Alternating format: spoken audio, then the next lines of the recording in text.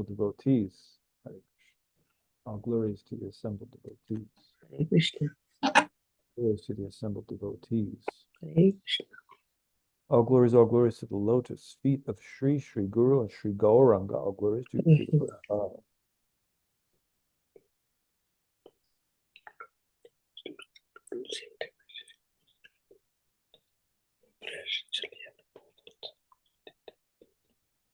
Om Namo Bhagavate Vasudevaya. Om Namo Bhagavate Vasudevaya. Om Namo Bhagavate Vasudevaya. Om Namo Bhagavate Vasudevaya. Om Namo Bhagavate Vasudevaya. Om Namo Bhagavate Vasudevaya. Hare Krishna. Good morning, everyone. Hare Krishna. Thank you for joining. We continue our study of Srimad Bhagavatam this morning. We are in the second canto, the 9th chapter, and today's verse is number 22, wherein Lord Brahma is hearing from the Supreme Lord. Mani Shitanu Bhavoyam Mama Loka Valokanam Yadupashrutya Rahasi Chakarta Paramam Tapaha Mani Sitanu Bhavoyam Mama Loka Valokanam Yadupashrutya Rahasi Chakarta Paramam Tapaha Mani Shitanu Bhavoyam Mama Loka Valokanam Yadupashrutya Rahasi Chakarta Paramam Tapaha. Please chant.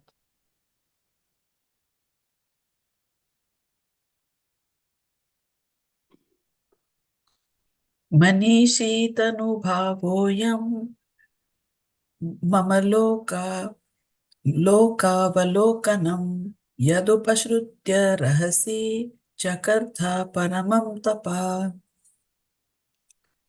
Manishitanuphavoyam Mamaloka-valokanam Yadupashrutya Rahasi Chakarta Paramam Tapaha. Hare Krishna. Hare Krishna. Manishitano bhavoyam mama loka valokanam yadupashritya rahashi chakartha paramam tapaha. Hare Krishna. Manishitanu ayam mama loka valokanam yadupashrutya rahasi chakartha paramam tapaha. Hare Krishna. Thank you. Hare Krishna. Manu Ishitanubhavo Yam Mama Loka Bhalokanam Yat Upasritaya Rahasi Chakartha Paramam Tapa. Hare Krishna. Hare Krishna. Manishitanu bhavoyam mama lokavalokanam yadupashrutaya rahasi chakartha param tapaha. Hare Krishna.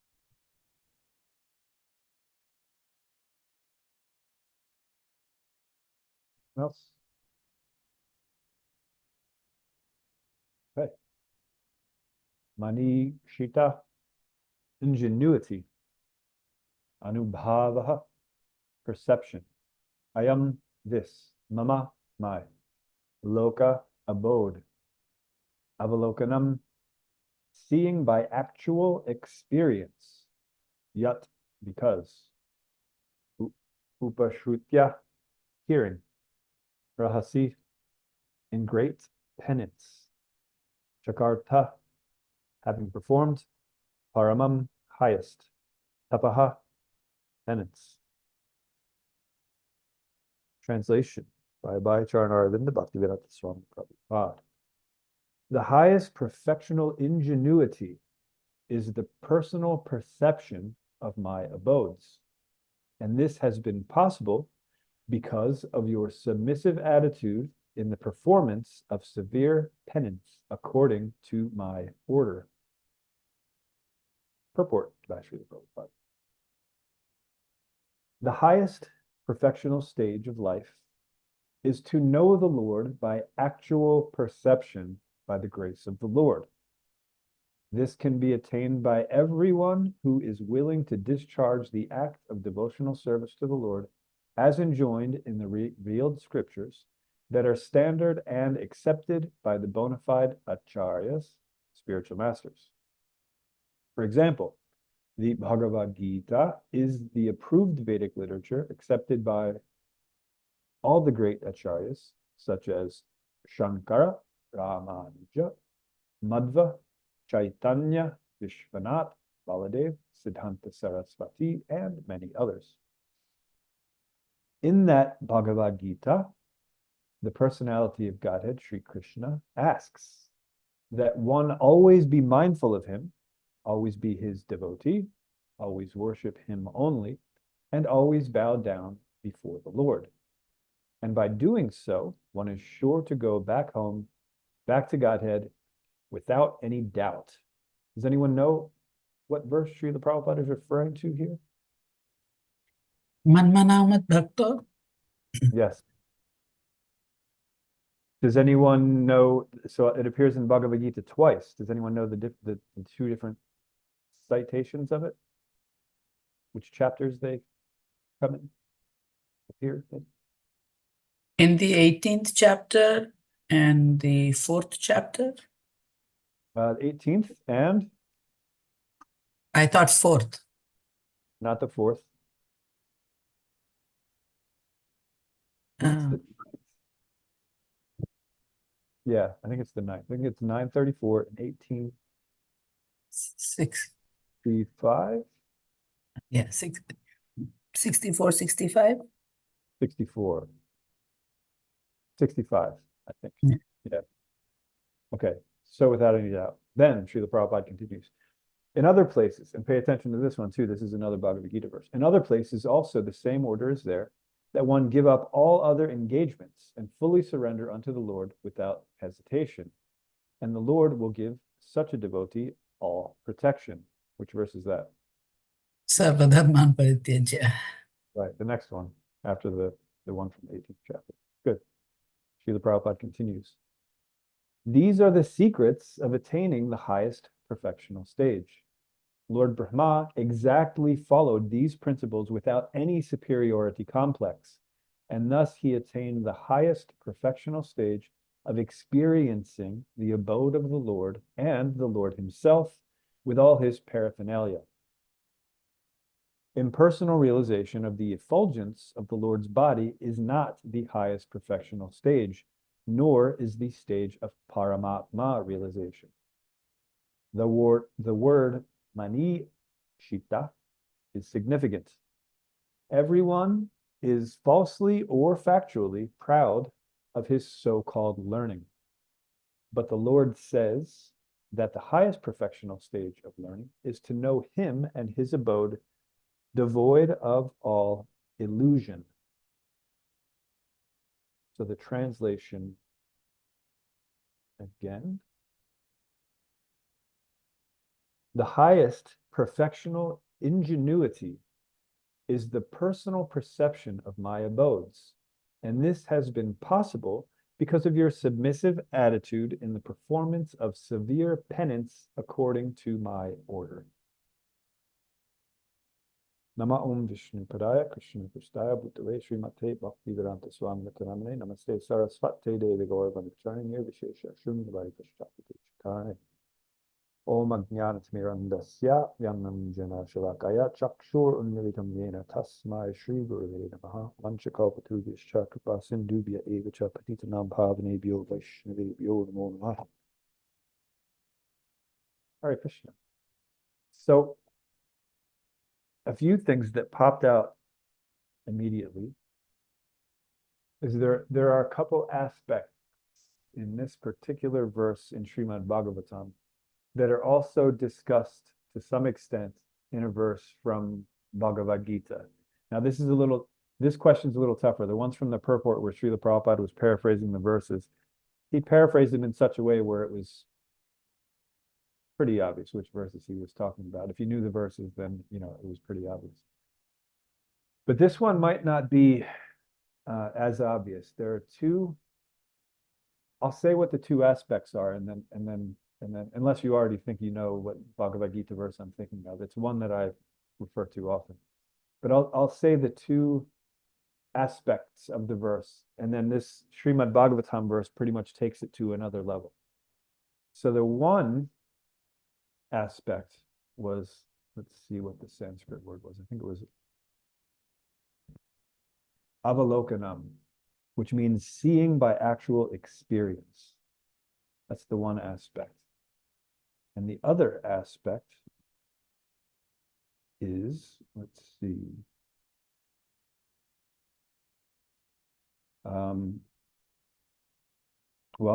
because of your submissive attitude.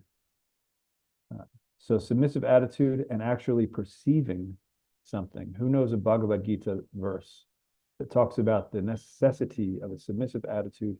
And it also, go ahead, someone's unmuted. Tadvidi pranipatena. Exactly. Yes.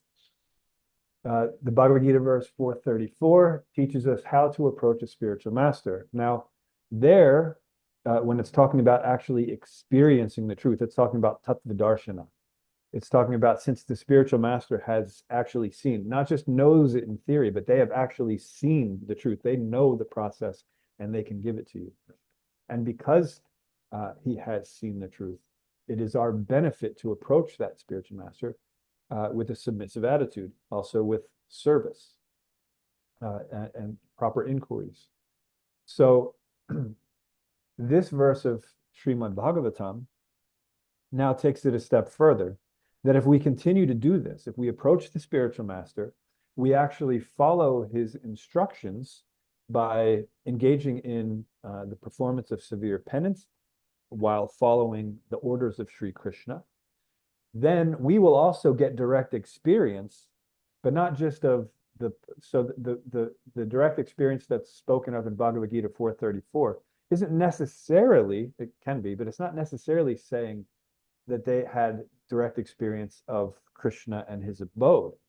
Most of the time it's actually still true, but it's just referring to the fact that they understand the process. They have seen, experienced properly, not just in theory, that this process is the way back to Krishna, right? So here, and we're also understanding that it's the actual practitioner. We're not talking about now a quality of the spiritual master. We're talking about the practitioner actually then gets to get this direct personal perception of the Supreme Lord and his abode. So this is like a further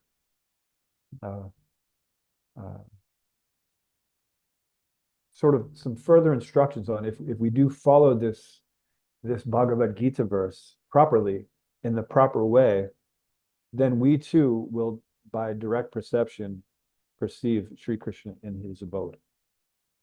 And to do that, we have to follow the proper example of Lord Brahma. So that's the first thing that popped into my head when I read this verse. This verse, it's amazing because it's talking about the highest goal, which we as aspiring Vaishnavas, of course, we want to perceive Krishna in his abode, because we know that the place where we're at now, it has nothing for us. It's temporary. We're eternal beings. We're in a temporary place. It's just suffering. Anytime we think that we're, comfortable, something happens, right? This is the nature of the material world. Even if we have really great karma and we live a very comfortable life, the life ends, right? And so this isn't a place for us. Right? This is a place of reformation. This is a place where we understand what we did wrong and what we can do to actually go back to where we belong. So the Supreme Lord here is telling Lord Brahma that the highest perfectional ingenuity means like inventiveness or cleverness. So the highest perfection of that is the personal perception of Krishna's abodes, right? When we think of inventiveness and cleverness, we don't necessarily think of, in the material concept, we don't necessarily think of it like that. We think we want to, if we want to be inventive or clever, we want to do it so we can either have, superior enjoyment, either we're inventing something to make us more comfortable or more entertained, or we want to invent something that will give us fame because other people will notice, oh, this person's so clever and so inventive, and they've provided us with this, so we can give him praise. So normally in the material context, when we think of what we want to use ingenuity for, it's not what Krishna is saying here. But here he's saying that this, the ultimate desired result of this should be to actually perceive Krishna, right? And that's true. This should be the goal, the intention of all ingenuity, right? And this direct perception that Krishna is talking about, it, like I mentioned earlier, it's not theoretical. It's not just, oh, okay, yeah, I understand that, that Krishna's abode, everything's eternal, the time, works differently there. And, it's not just knowing these things, it's actually seeing these things, directly perceiving these things, right? Getting the association of Krishna. And the Supreme Lord is telling Lord Brahma that this has been possible because of submissive attitude in the performance of severe penance according to my order, right? This sentence is very important. The reason it's possible: submissive attitude in the performance of severe penance according to my order. So how is it possible? How do we become eligible for this highest perfection that the Supreme Lord is speaking of? This personal perception of the Supreme Lord, how can we attain it? Well, I'm going to break it into three, even though it's one. It's submissive attitude, performance of severe penance, and following the order of Sri Krishna. Now, the way the Supreme Lord presented it in this verse, he presented them together, and they should be not only understood, but also applied together. But sometimes we need to sort of look at things in a different way so that we can understand everything that's going on, so that we can properly engage in this without overlooking something, right? Sometimes we'll read something like that and say, oh yeah, I got that covered. I got that in the bag, submissive attitude, penance, and according to Krishna's order. Yeah, so you just follow Shastra, and you every once in a while step out of your comfort zone to, serve the spiritual master, right? And there we go. Within no time, I'll be personally perceiving the abode of the Supreme Lord. I'll be hanging out with him, right? This is, we can think like that. We can sort of take these instructions sort of lightly, right? And so we need to actually identify what is being said here. And thankfully, we have this whole story of Lord Brahma and why we're getting this instruction. Because it's not just, Lord Brahma, ran into someone and, then he started dropping knowledge on him. No, Lord Brahma was there. He came into being in the universe. He was the only being there in his lotus asana, and he didn't know what to do. He had this inclination that, okay, I should be creating something. He knew that much, but he couldn't figure out how to do it. He climbed down the lotus stem. He's swimming around in the water, and he can't figure it out, even with his 4 heads. And then he hears from when he's in the water, he hears tapa, tapa. So he's instructed, you have to perform penance, tapa. Only then can the truth be revealed to you, right? And then, so that's what he did. He didn't say, yeah, tapa, sure, that's important, but I have a job to do, right? He doesn't say it like that. He doesn't say, no, tapa, sure, that, that I'll do one day, but right now, I feel the need to create, so I still got to, I got to work to figure out what I'm supposed to do. How am I supposed to actually do this, right? This is what most of us do. We, aspiring Vaishnavas, most of us, we say, yes, yes, sadhana, of course, it's very important. We're going to do that, the tapa. Yeah, we're going to do that. But first, I have so many other duties that I have to perform. They're my obligation as a member of society, as a member of a family, as a member of whatever. I have these duties to perform. And so I'll get to that at some point, right?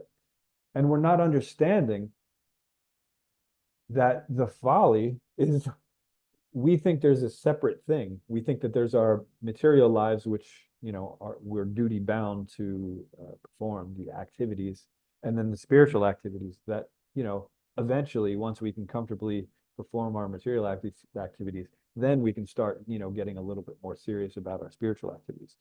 And that's not the actual solution to this. The solution, so if Brahma kept doing that, he would have never accomplished anything, right? Because the meaning of life is revealed to us through this submissive attitude, performing penance, all under the order of Sri Krishna, not just according to whim, under Sri Krishna's order. And until and unless we do that, we will not be successful in any other endeavor, even in our material endeavors that we are duty bound to, to perform. So it's not that we stop our duties, it's that we perform the penance, and then we actually understand what is the proper way to perform our duty. It's not that you stop doing your duty, you keep doing that, but you do it properly instead of improperly, thinking that, oh, I have to figure this out. I'm the center, after all, of my family, so it's my duty, my obligation to do like that.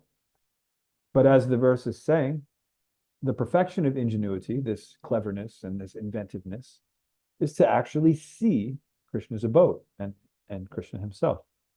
And so in order to do that, we need to develop this submissive attitude while performing these severe penances according to the order of Sri Krishna. So again, this verse puts those three together, and that's very important. The reason I'm going to break them up right here for a moment is because actually we, conditioned living entities, the rebellious jivas who are here in this material world, we don't want to do any of them. And we have good excuses to not do any of them, right? So we'll do the first one. Let's see. Submissive. Yeah, no. We hate the word submissive in this material world because we have experience in this material world where we have to actually submit to someone, whether it's a parent or a teacher or a boss, right? Somehow in the social structure, we are forced to be submissive to someone. Everybody's submissive to someone. Even if someone's the owner of the company and, he still is submissive to something. Maybe it's his wife, maybe it's something else, but everyone is submissive to something, right? And the reason we don't like it is because here in the material world, especially in the age of Kali, when we are submissive to someone, when we're subordinate to someone, usually we are exploited. In other words, we're not treated fairly because generally people at the top, people with power in the age of Kali, in the material world, they want to get as much as possible out of their resources. And to them, people are resources. So, if you're working for someone, that's your boss, and they just see you as a resource, they will do anything and everything to work you to the bone and get as much out of you as possible. And then when they can't get any more out of you, no problem. They'll just replace you with another person, a machine, whatever the case may be. But the point is, we do not like the word submissive because we have negative experience of it, right?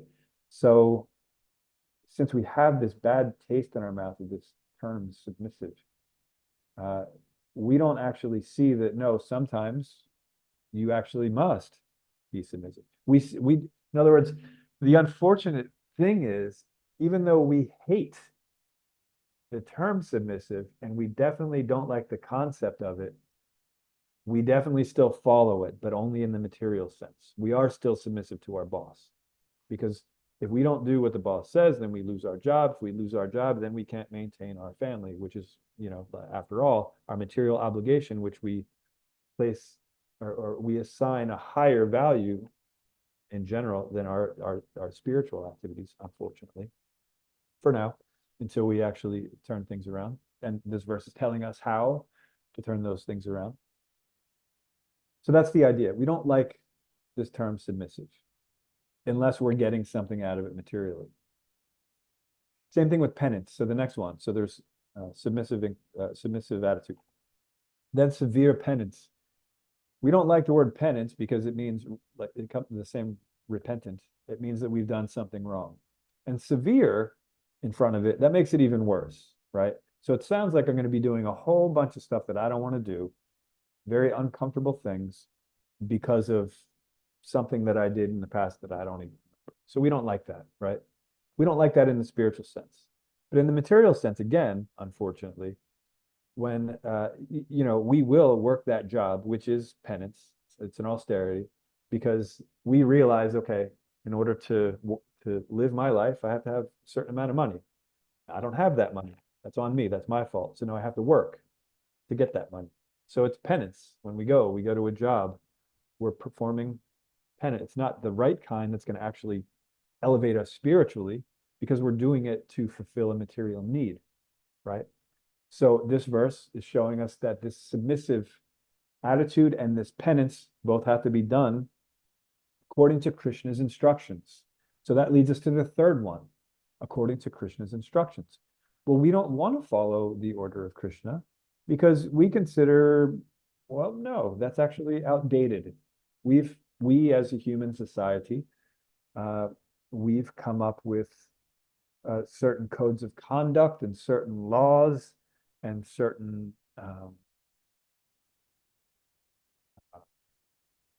ways of life that, this Shastra, which is really old, it doesn't really pertain to us anymore. We have all this different technology, and and we can live we live our lives in a different way. So better that we just continue to use our own ingenuity, right? Our own inventiveness and our own cleverness in order to continue to, make progress on the path of whatever, spirituality, that's not a word. Materiality, that's not a word. Anyway, the path of material pursuit, whatever. So we don't want to follow Krishna because we think that our way is actually better. And it's proven when we pray for something, right?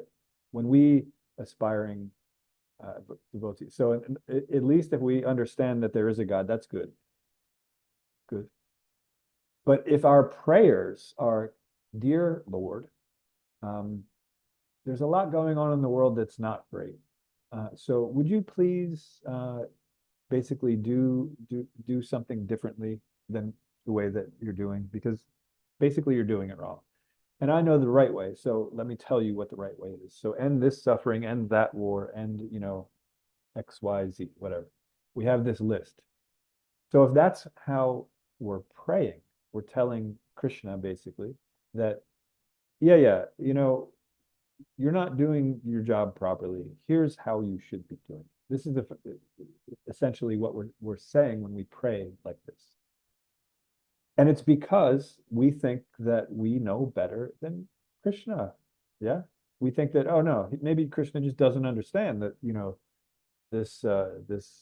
this weather is causing some, big problems. People are dying. He must not know. So let's tell him about it and say, hey, you need to stop that because this is going on, right? So we tend to think that we have a better way of applying spirituality. We still hold spirituality, we still assign it a value. We consider it valuable. But we want to do it on our own terms somehow, unfortunately. But according to Srila Rupa Goswami, Shruti Smriti Purana Adi, Pancharatra Vidindina, Aikantaki Harer Bhakter, Utpata Yaiva Kalpate. Devotional service of the Lord that ignores the authorized Vedic literatures like the Upanishads, Puranas, and Narada Pancharatra is simply an unnecessary disturbance in society.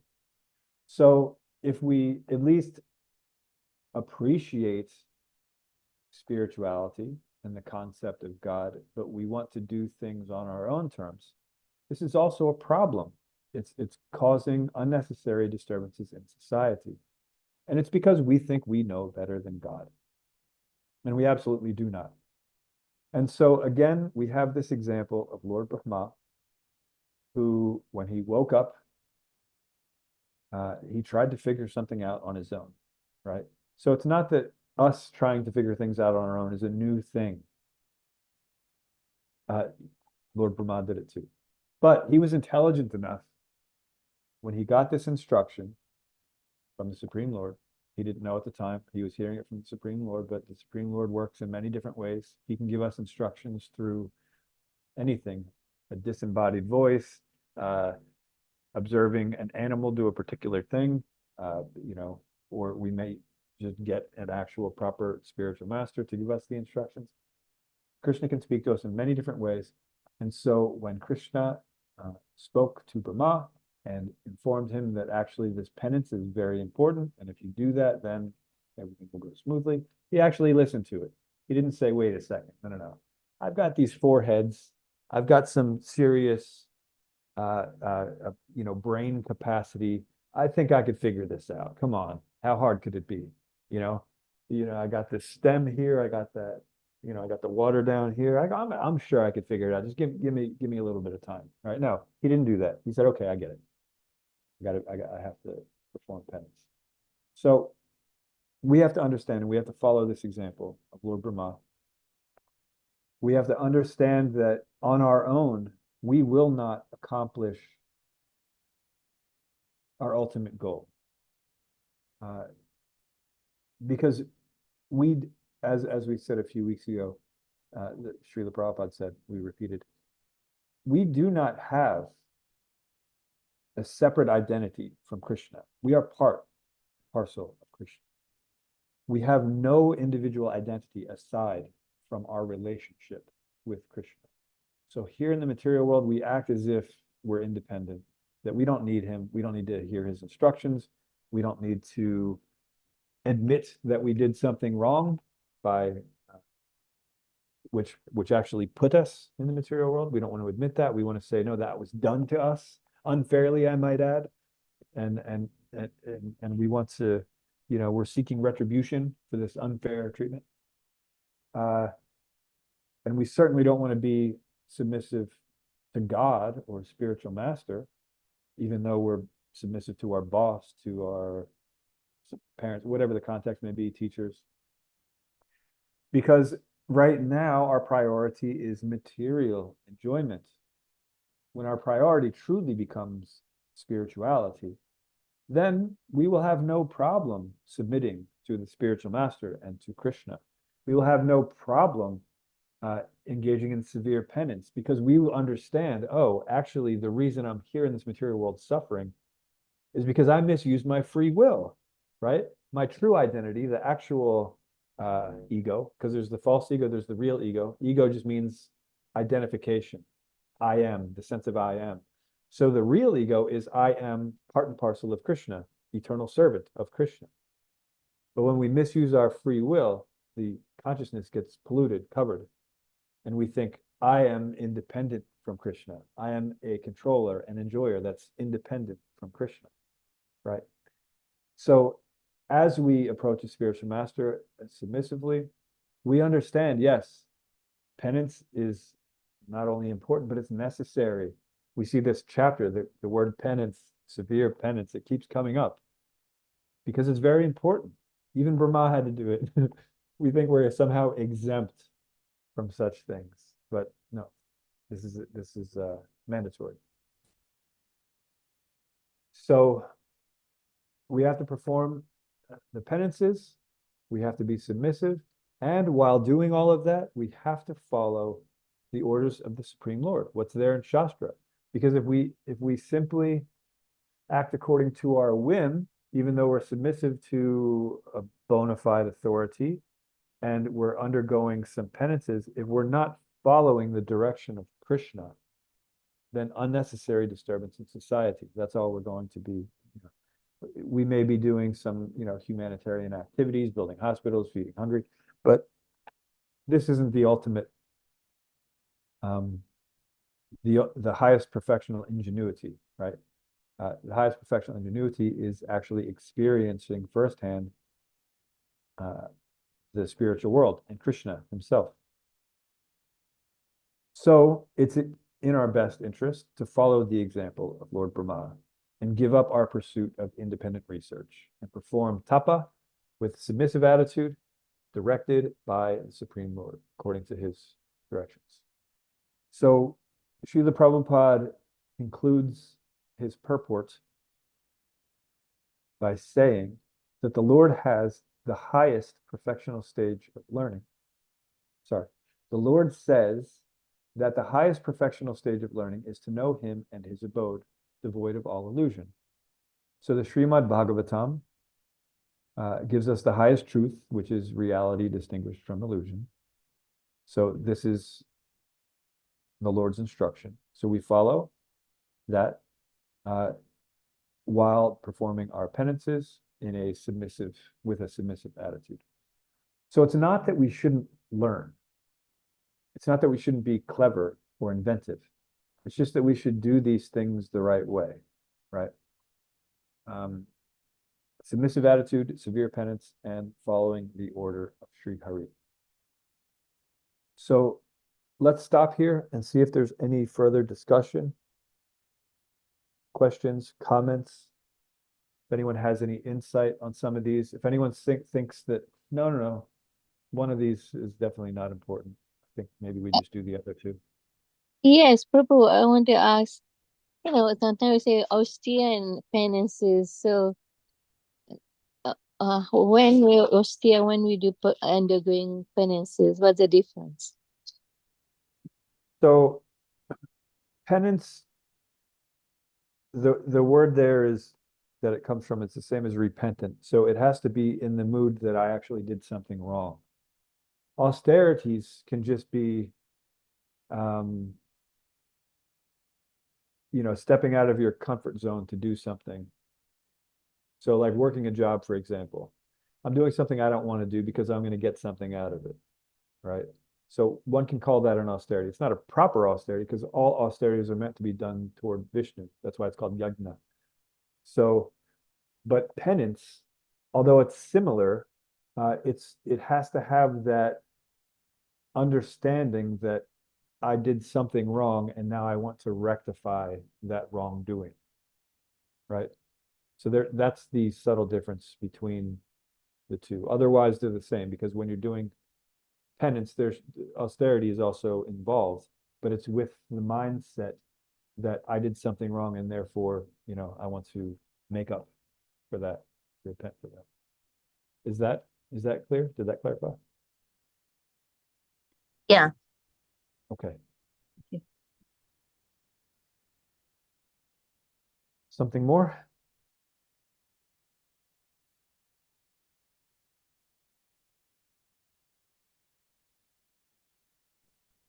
Hare Krishna, Prabhu. Hare Krishna.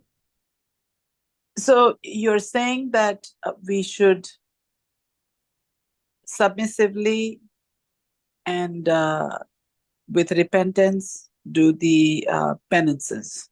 Not repentant, but we should do the penance. And so when you are discussing this materially versus spiritually, it seems pretty black and white. When we are, and I'm asking this because of a current situation I myself am in, when we are trying to do service at the temple, it seems like we are in a gray area. Sometimes we bring our material material way or material consciousness into doing those things. Mm-hmm. And it seems so much harder to reconcile those two and figure out which way to go, especially for those of us who are way down there, who, like today's class, the way you broke it down, if I, of course, if I had read it, I wouldn't understand. And that's, the way you broke it down and you explained, trying to apply that in these areas is, what practical advice do you have? How do I go about handling this? Sadhu Sangha. So I'm in Sadhu Sangha because I am going to the temple every week. Yes.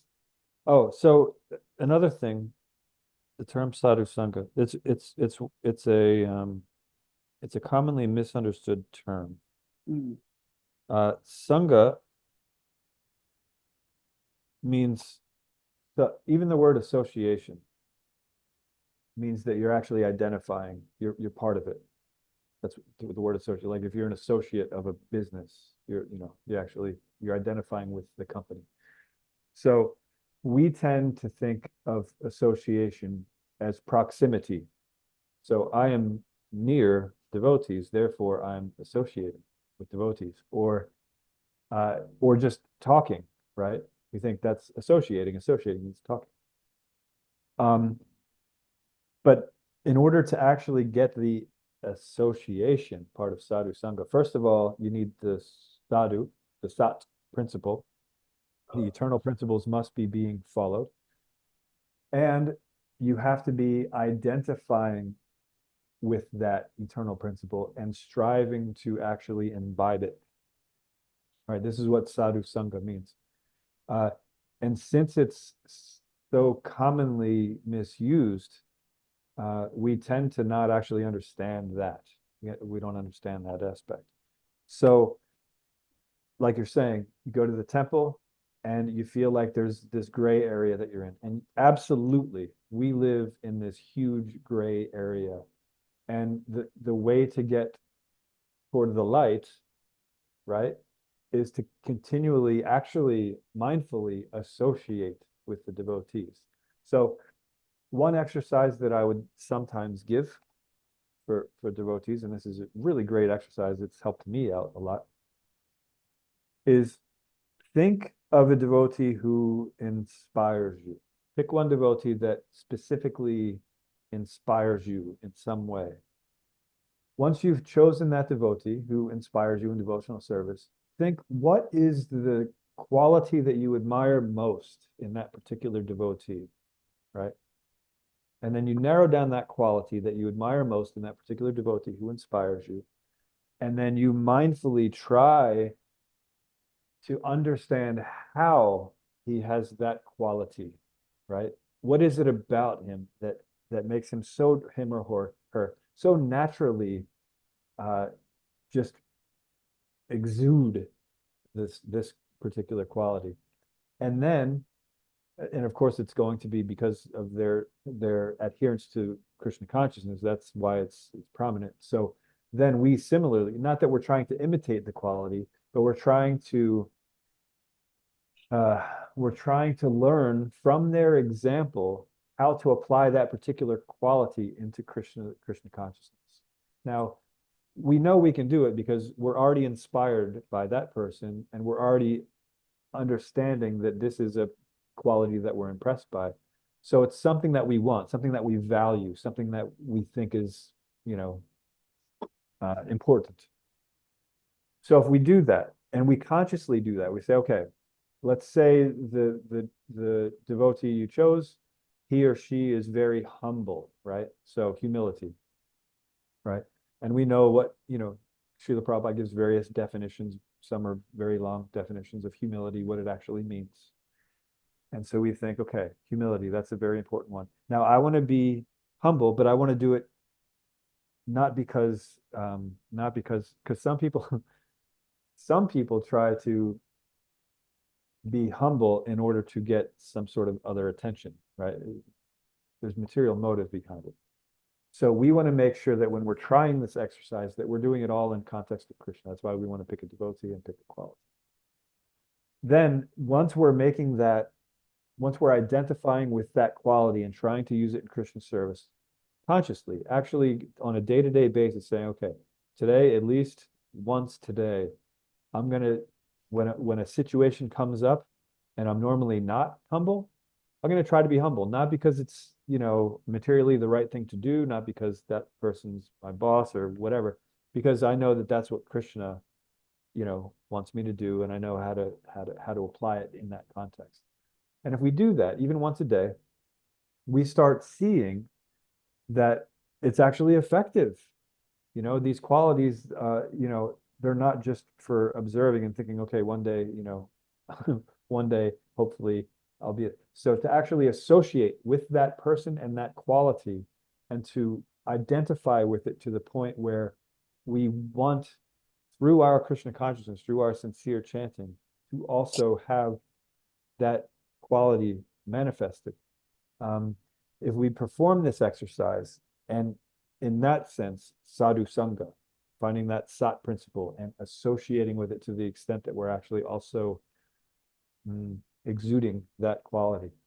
If we're doing that, not just getting together with other fellow aspiring Vaishnavas and chit-chatting, that's good. That's a good start, but we actually need to do that transfer of sat principle must be there in order for it to be sadhu sangha. So if we remain sincere and we continuously want to get from wherever we are in that gray area, whether it's a very dark gray, medium or light, as long as we're sincerely trying to get to that lighter gray beyond, then Krishna will provide us with all of the right inspiration, all of the right instruction, all of the right guidance. But we have to have that faith and always be sincere and always be, what's the word?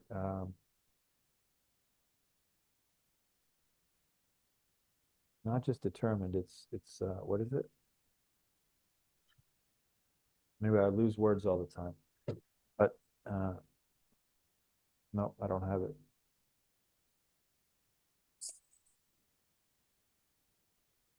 Persevere. Basically, it means when you don't give up, persistent. Yeah, persistent determination. There's another word too, but basically it means persistent. So when Krishna sees that we're persistent about this, about our determination, everything, and that we're actually applying the because what happens is when we have this moment of sincerity, Krishna sends us an instruction, right? And we still have free will, so we can follow that instruction, or we can say, I don't know, if I follow that instruction, then that means I'm going to be doing this, and maybe that's too fanatical, maybe that's what. In other words, if we're too attached, Krishna is going to give us the lesson, but we're not going to learn it. So we have to make sure that we're persistent in our sincerity, and we're always trying to. That's where the penance part comes in. The severe penance part is these lessons that Krishna will give us. They're not going to be easy. They're going to make us step out of our comfort zone. Krishna is going to make it clear to us beyond a shadow of a doubt that we have to give up a certain attachment, right? But we're really attached to it. So we still have free will, because otherwise love wouldn't have the same meaning. If we didn't have a choice, then love wouldn't be a thing. It'd just be mechanical. So we still have free will. So we're sincere, Krishna shows us what exactly we're to do, but we think, no, actually, I think I'm going to keep doing what I'm doing because it's actually okay. And we come up with all these different excuses. Then we won't make advancement. But as long as we, for the most part, use our free will properly, when these lessons come up, we actually take them, we perform that penance, that austerity, according to Krishna's rules, in a submissive way, then we will make advancement. That's it. But as long as we're attached to thinking, oh no, it's actually better this way, yeah, I see that Krishna says do it, but actually it's better this way. I have experience. As long as we have that mentality, we're going to stay in those darker grays. I don't know if that helped. Did that help? It did help, Prabhu. As I was listening to your answer, I realized I had asked something similar a while ago, and you gave the same exact answer. And I'm just realizing how much I am conditioned and I'm not taking it. I'm almost in tears in just thinking about not having done what I should have been doing. Well, that's a good start, because then that means you're ready to do the penance. You understood that there's something you did wrong. We shouldn't, when that comes, that's good, but that also has to be engaged in Krishna service, because it can also, we can take that the wrong way and just have low self-esteem about it. Man, I'm the worst. I never do anything right. I am completely and utterly useless. And if we just, if it turns into low self-esteem instead of humility, then that's also taking us away from Krishna service. So we have to understand that, yes, we did something wrong, but we also have to understand that all we have to do something right is to grab a hold of Krishna, right? That's all we have to do. So it's not that we're completely, utterly useless. And, what's the point of even trying? It's, okay, I've been trying to do this on my own for so long.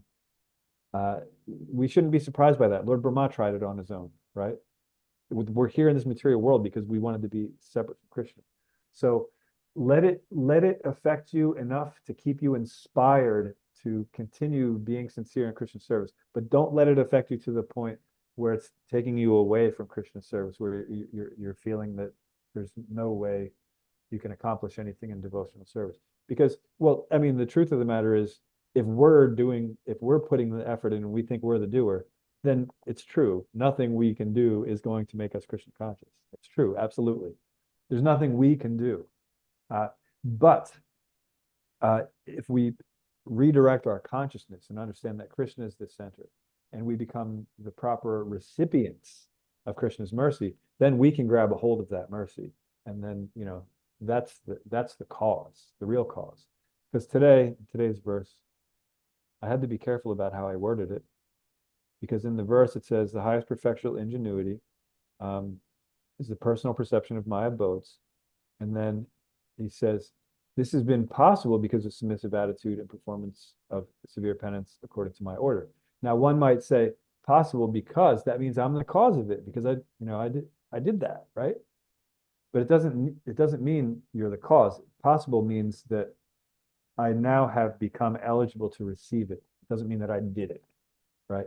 And this is our whole philosophy. If we think we're the center, I did it, I accomplished it, I thought of it, I directed it, then we're not doing Krishna consciousness. We're doing self-consciousness. Krishna consciousness means, okay, this is what Krishna wants. This is what I'm gonna do.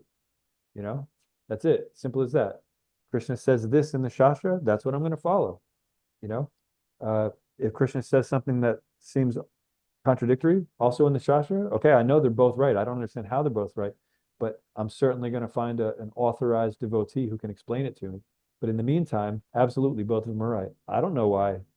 I don't know how they're both right, but I know they are both right, right? This is what Brahma did. He's trying to figure it out himself. As soon as he heard tapa, he said, okay, I'm not trying to do this on my own anymore. I know I need help, right? So we have to do the same thing. So yeah, don't let it discourage you. But at the same time, hold on to that feeling to use as inspiration to continue on and actually really find out what it is that Krishna wants us to do. Because sometimes it's confusing. We hear conflicting ideas from different devotees. They're saying, oh, no, you have to apply it like this. No, you apply it like this. Sometimes we don't know and we have to figure it out. And the way to do that is to remain sincere, remain diligent. Maybe that's the word I was looking for instead of persistent, diligent. Yeah. And Krishna will see that, and he'll provide all of There the. is a word, focus, determination. Vyavasayika. There is Focus. a sloka about focus, determination. Vyavasayika buddhi or something. Vyavasaya. But then there's also, because I was thinking of that too, Vyavasayatmaka buddhi. But there's It is another word, only not focused, resolute determination. yeah, That's what it resolute. is. Oh, Yeah. resolute. That was the word I was looking for. Okay. Yeah, Yeah. determination should be resolute. That was the exact verse I was thinking. That's funny that you brought that up. But somehow I couldn't get that word, resolute. Thank you for that. Yeah. Does that work? Yes, it does. And we all have basically, we all are asking the same question over and over and over and over again. So also don't get discouraged about that. I do the same thing too, because it's the thing that is most important. That's what's on our mind. And yours is a great question because it has to do with how we can apply, because you're admitting this makes sense, but in the practical sense, I'm not understanding how to actually apply. So that's good because you understand that this is the highest truth, but how do I properly apply? So that's great. And that's the way, just resolute determination and that actual side of Sangha. And that'll help. We'll try it, Prabhu. Thank you. Okay. Thank you. Anyone else?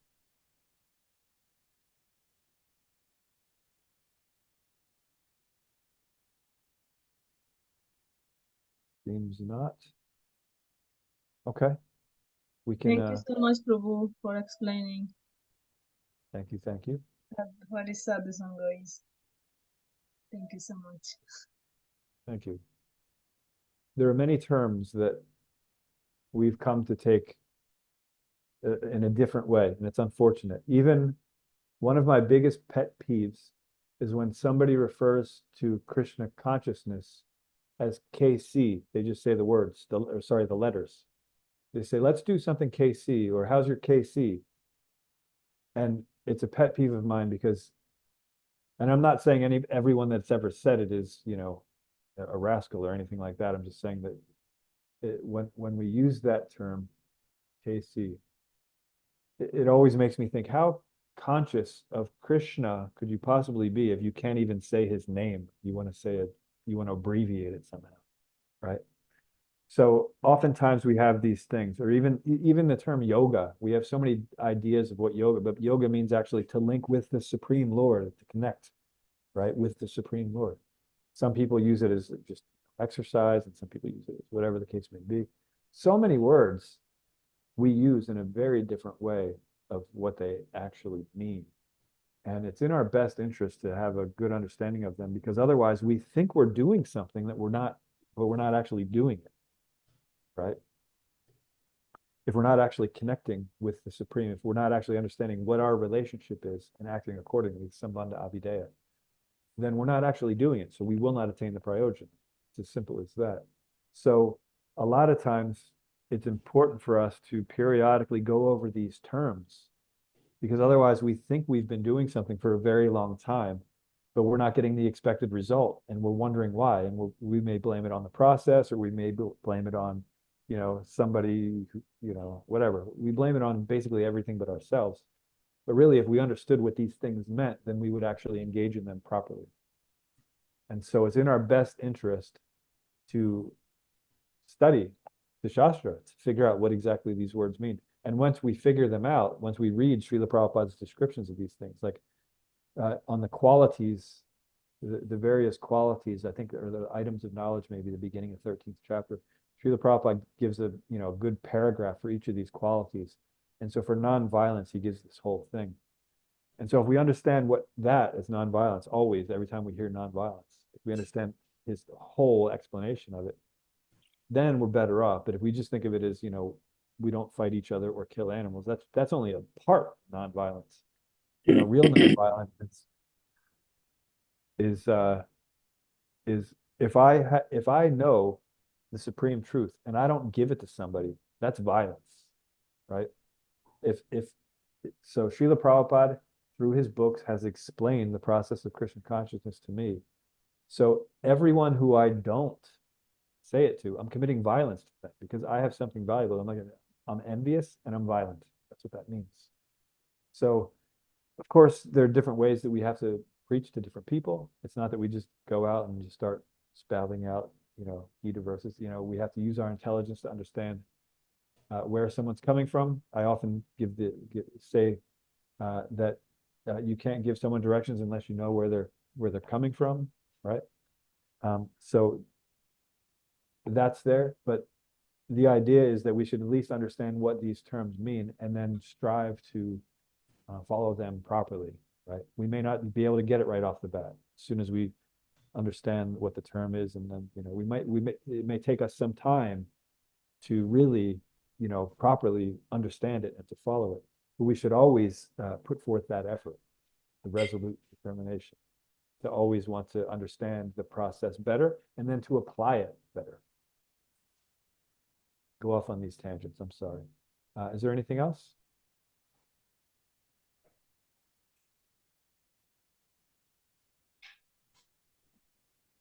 Okay, so then we can stop here. Srimad Bhagavatam Gijai. Srila Prabhupada ki jai. Yeah. Bhakti Kosi Vaishnava ki jai. Kripasindhabhya Chapatitanam Pavanibhyo Vaishnavibhyo Namo Namah. Oh, Thank Namo. you very much for all the important information. I have only one thing I do, my duty, and then rest I'll hold Krishna's lotus feet. Good That's all. policy. Simple. Hold on tight. Good policy. It's a very good thing here. Today's class was very, very good. A lot of information we need Thank to follow. Thank you very much. Thank you, thank you, thank you. Hare Krishna. Thank you, Prabhuji. Hare Krishna. Thank you.